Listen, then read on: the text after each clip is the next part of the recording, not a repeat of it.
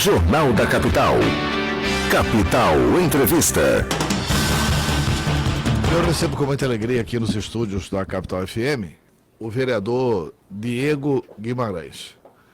O vereador Diego Guimarães é o vereador do PP, partido da base do prefeito Emanuel Pinheiro, embora ele seja um insubordinado e esteja fazendo um mandato de oposição ao prefeito Emanuel Pinheiro. E aí, trocou a direção estadual do PSB, do PP, assumiu o deputado federal que você apoiou, o deputado Eri Geller, mas em Cuiabá continuou a executiva municipal sob o comando do Emanuel Pinheiro, porque é o secretário de obras, que é o presidente do diretório municipal. Qual o destino de Diego Guimarães? Bom dia, vai voltar para a base? Bom dia, Antero, bom dia, ouvintes da Rádio Capital, agradecer a oportunidade, sempre sou recebido de uma forma muito carinhosa aqui, e ter a oportunidade de falar um pouco sobre política, falar um pouco do nosso mandato, prestar as contas à sociedade que nos outorgou a possibilidade de representar na Câmara Municipal de 2017 até 2020. O Partido Progressista ainda não mudou a sua direção estadual. Teve eleito o deputado Nery Geller em 2018, contudo ele ainda não assumiu a presidência estadual do partido. Hoje o presidente estadual continua sendo o ex-deputado Ezequiel Fonseca. Salvo engano, agora em setembro ou outubro teremos convenções e aí sim tem se desenhado esse quadro para que o deputado federal Nery Geller assuma o comando estadual do partido, o comando estadual da legenda. E no âmbito municipal houve uma convenção já em 2019, elegendo o secretário Vanderlei Lúcio Rodrigues, hoje secretário de obras da gestão Emanuel Pinheiro, para comandar o partido nos próximos anos. Por sinal, um bom secretário de obras. Bom secretário,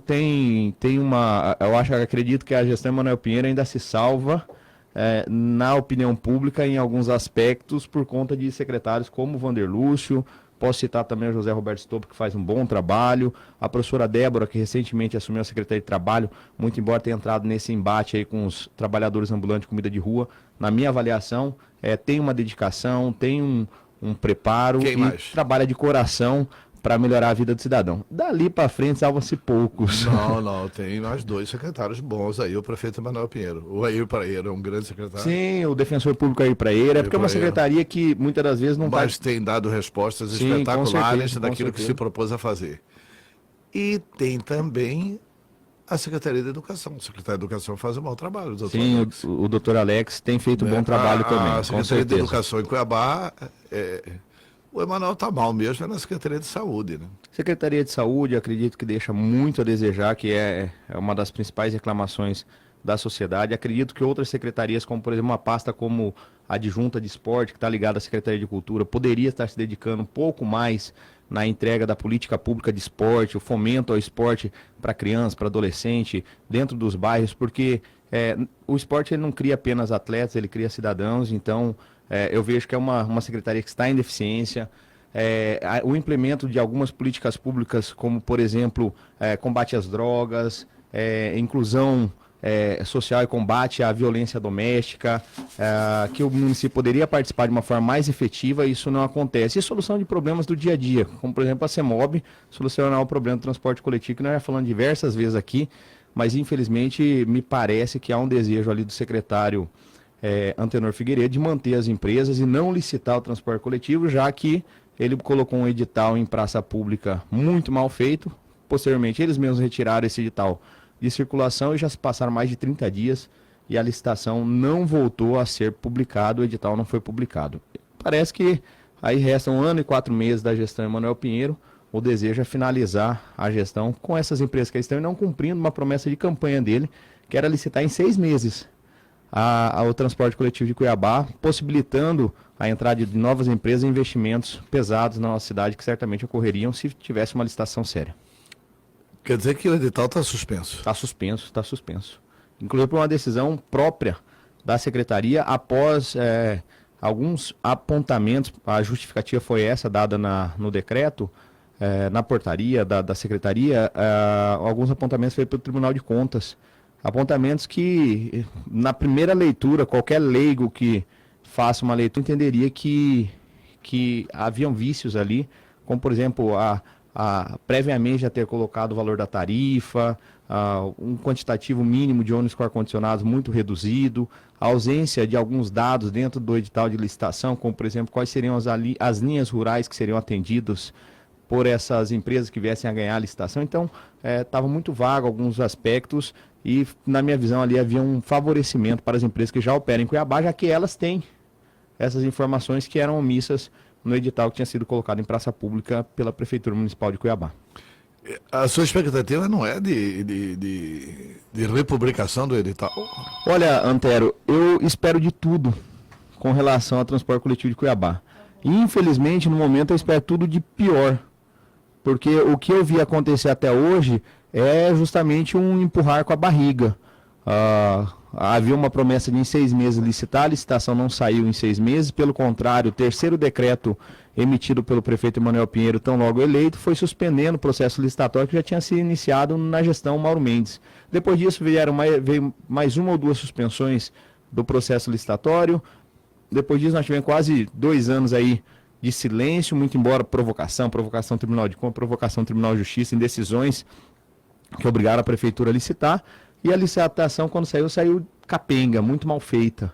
O edital muito mal feito. Isso nós falamos aqui na Rádio Capital, falamos na tribuna da Câmara, denunciamos ao Ministério Público, levamos ao Tribunal de Contas. Os órgãos de controle se movimentaram até espontaneamente. Quando chegamos no doutor Turim, no Ministério Público, não, já estou analisando isso, tem coisa aqui absurda. E realmente, posteriormente, a Prefeitura reconheceu o seu erro e suspendeu. E na época, quando saiu o edital, pelos erros que existiam no edital, eu já dizia, falei, isso foi intencional. Porque um erro latente, claro, tão absurdo como esse, só pode ter sido intencional justamente com a vontade de impedir que a licitação acontecesse. E agora nós estamos aí há mais de 30 dias aguardando uma republicação do edital. E espero muito que saia, Antero. Eu tenho fé, tenho cobrado. Hoje teremos sessão na Câmara Municipal, irei falar sobre esse assunto, entre outros assuntos falarei desse novamente, para lembrar da tribuna, requerimentos já apresentamos, mas infelizmente me parece que há um compromisso muito maior da Prefeitura com as empresas do que com o cidadão que depende do transporte coletivo da nossa cidade. Vereador, tem uma pergunta aqui de um ouvinte por telefone. Alô? Alô, bom dia. Bom dia, quem fala? Bom dia, José Roberto. Bom dia, Antero. Ô, Zé Roberto, faz tempo que você não participa. Eu estava de férias, eu tive que fazer uma viagem, estou voltando ao trabalho hoje. Então bom trabalho. Ok. Como que é o nome mesmo do entrevistado? Eu no rádio agora. Vereador Diego Guimarães, do PP. Vereador Diego, bom dia. Antônio, não sei se você se recorda, antes de eu sair de férias, há cerca de 40 anos atrás, você vai me lembrar quem foi o entrevistado aí, e foi comentado sobre essa licitação. Ela tinha vícios, que provavelmente o Ministério Público ia impedir. Foi levantada essa hipótese de ter sido intencional. Não me recordo quem era o entrevistado. Aí, está comprovado que realmente era intencional. Então, a minha pergunta vai no seguinte sentido. Não tem como autuar a Prefeitura, não existe uma legislação que obrigue, é só o Executivo que pode promover essa licitação. A Câmara dos Vereadores não pode criar um texto e, sei lá, a Justiça fazer alguma coisa. Existe algum meio legal para que isso aconteça? Porque não vai acontecer. 1 ano e 4 meses não vai acontecer, a gente já sabe disso. Obrigado. Um abraço, Antero. Um abraço, vereador. Tá, um abraço. Vamos ver qual que é a resposta do José Roberto. José Roberto, primeiro agradecer. Se eu não estiver enganado, talvez outro entrevistado pode ter tratado desse assunto aqui na Rádio Capital, mas eu estive aqui há aproximadamente 50 dias falando sobre isso, Antero. E eu dizia, eu lembro muito bem algumas palavras que eu usei naquele período, que eu falava assim, eu não sou mandiná, eu não sou adivinho, não trabalho com futurologia, não tenho bola de cristal, mas essa licitação, à época, quando foi lançada, eu falei, isso daqui não tem como prosperar, isso daqui vai ser suspenso. E dias depois, realmente aconteceu.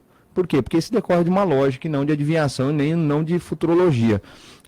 O que nós podemos fazer? A Câmara Municipal, a legislação existe, obrigando a Prefeitura a fazer a licitação, tem que ser feita a concessão desse serviço.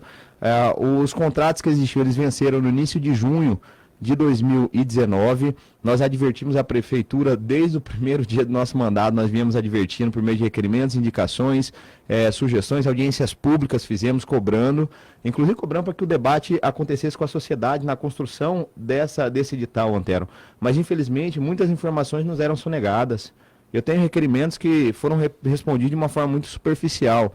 E qual era o instrumento que nós tínhamos para poder suprir isso? Aí era buscar os órgãos de controle. O Tribunal de Contas deu decisão para que licitasse imediatamente. Havia uma ação civil pública no Tribunal de Justiça, tramitando na Justiça Estadual, que também deu provimento determinando que fizesse. Agora, recentemente, saiu uma outra. Eu não tenho certeza se é a mesma que foi apenas tão somente confirmada, que dando 90 dias para licitar. Então, há essa obrigação. Agora, se o gestor não quer fazer, se a prefeitura municipal não quer fazer, ele que depois vai arcar com as responsabilidades de eventual condenação, eventual improbidade, multa. Me parece que a prefeitura, o prefeito municipal e o secretário estão aceitando essa proposta e talvez serem penalizados por não licitar, porque não tem outra lógica. O aviso existia, havia um prazo de vencimento. No início do mandato do atual governo, já sabia que a licitação venceria em junho de 2019, então era muito fácil ter conduzido 2 anos e meio, é um prazo razoável para você construir um edital.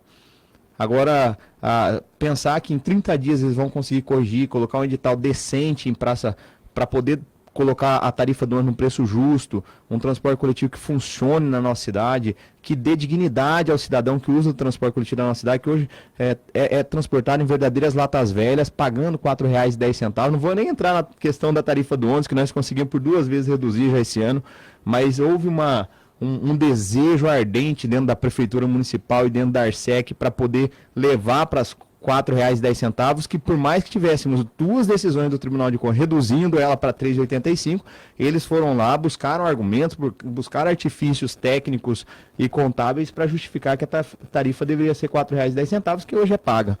Então, Antero, repito, me parece que a Prefeitura tem muito mais um compromisso com as empresas de ônibus, com a manutenção do que aí está.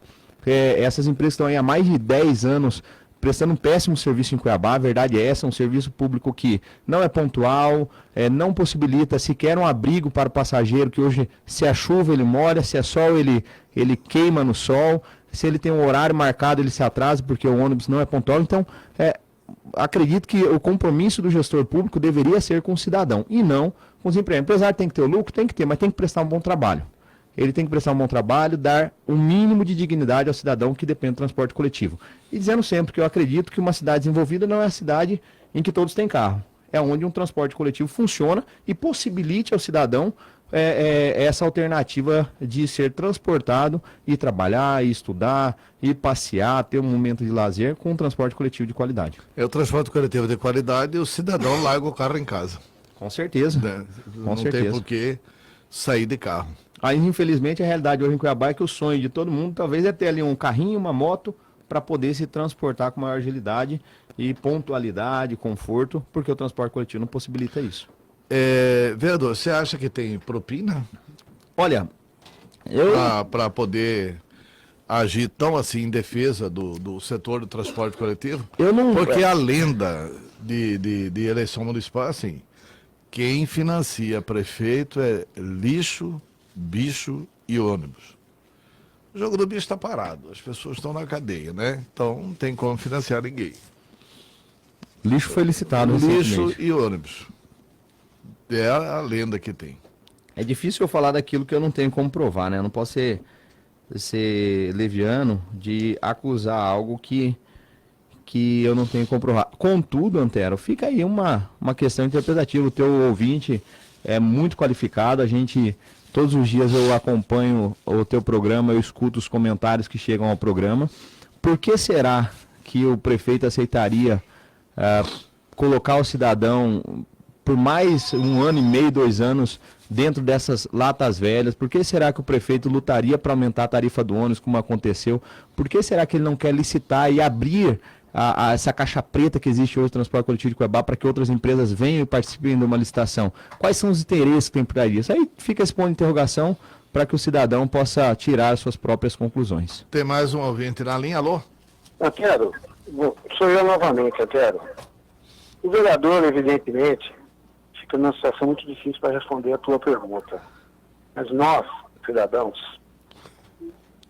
temos praticamente absoluta certeza de que existe propina. Não há um motivo plausível, visível, que nos convença do contrário. Pois, um gestor que não se preocupa com os usuários do transporte coletivo, com a coletividade, não encontramos outro motivo para que isso aconteça. Não existe, seria eu vou usar um termo bem pejorativo, uma burrice acreditar que fosse outra coisa. Então, é como disse o vereador, ninguém pode provar, mas eu acho que se investigar, acha. Se o Ministério Público, o GAECO, for atrás, acha. Porque está muito claro isso. Outra coisa, ontem alguém falou no seu programa e você fez um comentário que você não acredita que seja 120 mil usuários. Não. O pessoal falou que são 15 mil só. 15 mil, desculpe, 15 mil. Que usariam o VLT. Eu falei, isso é o VLT. né? E 120 mil que usam o ônibus. E você não acreditou nisso, eu também não acredito. Eu acho que é muito mais também. Mas é que a prefeitura entrega para o setor empresarial fiscalizar e fica difícil. Né? Exatamente, foi isso que você disse ontem. Ou não exigir nada de que ele prestasse contas à população de Cuiabá, prestação de contas política para além da questão da justiça, sobre aquele episódio. A sua opinião, vereador? Muito obrigado. Pedro Pinho de Oliveira, primeiro agradecer a tua participação. O episódio do Paletó é aquele onde o prefeito Emanuel Pinheiro é filmado colocando maços de dinheiro dentro do seu terno, né? Só uma correção, né? Onde a época ele era deputado, correto. A época ele era deputado, hoje prefeito Emanuel Pinheiro. Deixar bem claro, assinei a CPI do Paletó, auxiliei na condução da CPI do Paletó, auxiliei, inclusive teve determinado momento, quando a CPI da Saúde, fui quem apresentei um requerimento de comissão processante, inclusive para afastamento do prefeito Emanuel Pinheiro, tenho me manifestado de forma independente na Câmara Municipal e muitas vezes aceito até hoje o rótulo de oposição ao prefeito Emanuel Pinheiro. Eu não tenho dúvida que essa rejeição que hoje a população tem ao Emanuel Pinheiro para uma possível reeleição, especialmente por conta do escândalo do Paletó, respingará em uma eleição em 2020 nos vereadores que cegamente o apoiaram nesses episódios especialmente. Aquele que o defendeu cegamente, muito embora talvez houvesse uma necessidade de um aprofundamento das investigações dentro dessa CPI. Aquele negócio, cada um responde pelos seus atos, cada vereador sabe como conduzir, cada um, obviamente, eu acredito que tenha ouvido a sua base, se não ouviu, acredito que trabalhou errado. Eu, vereador Diego Guimarães, ouvi a minha base logo desde o primeiro momento, aguardei manifestações públicas do prefeito para dar uma resposta para aquele episódio e a resposta não veio. Foi então que me posicionei e até hoje eu aguardo, como toda a população, aguardo uma resposta dele por conta desse episódio, o episódio do Paletó. E é algo marcante, foi notificado, foi noticiado nacionalmente e é uma mácula que hoje a política de Mato Grosso ainda tem quanto a esse período que o então governador Silval Barbosa governou esse estado. E aquele vídeo, ele marcou muito. Eu creio que dos políticos que foram gravados, posso estar equivocado, se eu estiver errado, o Antero obviamente vai me corrigir, dos políticos que foram gravados pelo Silval Barbosa, pelo Silvio Correia, que era o chefe de gabinete do Silval Barbosa, o único que ainda permanece detentor de mandato é o Emanuel Pinheiro. Os demais ou não foram candidatos em 2018, ou a população rechaçou eles nas urnas. Perderam a eleição. Isso, então o Emanuel já estava mandatário já estava prefeito quando o escândalo do Paletó foi revelado. Agora caberá à população fazer uma análise se quer um prefeito para os próximos 4 anos, ele já se coloca como pré-candidato à reeleição para 2020, se quer que o Emanuel permaneça, se vai colocar uma venda em seus olhos quanto ao escândalo do Paletó e possibilitar que ele permaneça governando. As pesquisas têm apontado que a rejeição é grande por conta disso. Eu não tenho dúvida que o vereador que tenha o apoiado nesse momento terá também que assumir esse desgaste que o prefeito teve. Eu quero saber o seguinte, você é operador do direito, você além de vereador é advogado, tem um escritório de advocacia juntamente com outros colegas seus, e você conhece, portanto, como é que funciona o direito. Esse episódio do Paletó não bota também no banco dos réus o Ministério Público, porque passados 2 anos e meio desse escândalo do paletó, não tem nem denúncia contra o prefeito Emanuel Pinheiro. Mas eu queria que o senhor respondesse isso depois do intervalo comercial. Pessoal, 8h17, nós estamos caminhando aqui para o final da entrevista. Eu pediria, inclusive, ao vereador Diego Guimarães para que a gente fosse... Eu procuraria ser sucinto nas perguntas e gostaria do meu poder de síntese na resposta. E eu perguntava antes do intervalo, você não acha que é o Ministério Público que vai para o Banco de Jornal, porque tem 2 anos e meio e esse episódio do paletó, e não tem nem denúncia sobre esse episódio? Ah, mas teve uma denúncia de improbidade administrativa. Tá, beleza. Pedindo o afastamento do prefeito e não foi concedido. Beleza. Isso não encerra a história. Isso mostra que o poder dever de agir do Ministério Público está se transformando em poder faculdade. Age contra quem quer. O que o senhor acha disso, o senhor como operador do direito? O Ministério Público ele não pode dispor da ação penal ao seu bel prazer.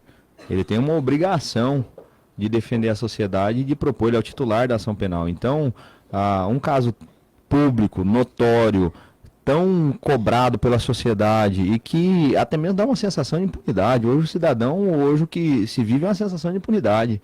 Ter um prefeito conduzindo a gestão municipal sem sequer filmado recebendo massa de dinheiro e passado 2 anos e meio de gestão sequer foi denunciado, a sensação de impunidade que passa para a sociedade, e o Ministério Público tem parte nisso, ele tem a responsabilidade, ele poderia buscar meios para dar uma celeridade necessária, não uma celeridade perseguidora ao prefeito, uma celeridade necessária para dar resposta à sociedade, ele poderia estar fazendo. E o que a gente vê é uma certa morosidade, uma aceitação de que a justiça é realmente lenta. Vai aguardar encerrar o mandato dele para que então ele seja denunciado. Qual que é a lógica disso? Repito, uma sensação de impunidade, um prefeito que comanda 2 bilhões e 400 milhões de reais de orçamento ao ano, vai administrar quase 10 bilhões até o final do seu mandato, ele está imune. Até o momento não foi denunciado, a gente não vê nenhuma ação efetiva para buscas de esclarecimento e satisfação social quanto a esse crime cometido pelo então deputado e hoje prefeito Emanuel Pinheiro. Tá, vereador, para encerrar, 2 perguntas. Uma, o senhor tem algumas observações apesar de você ter elogiado aqui o Estopa, você tem algumas observações em desfavor da secretaria que ele comanda com relação à coleta de lixo no condomínio. E outra, o que o senhor achou da recente decisão do conselheiro Moisés, do Tribunal de Contas do Estado, cancelando o Prêmio Saúde apenas para o secretário e o entorno do secretário?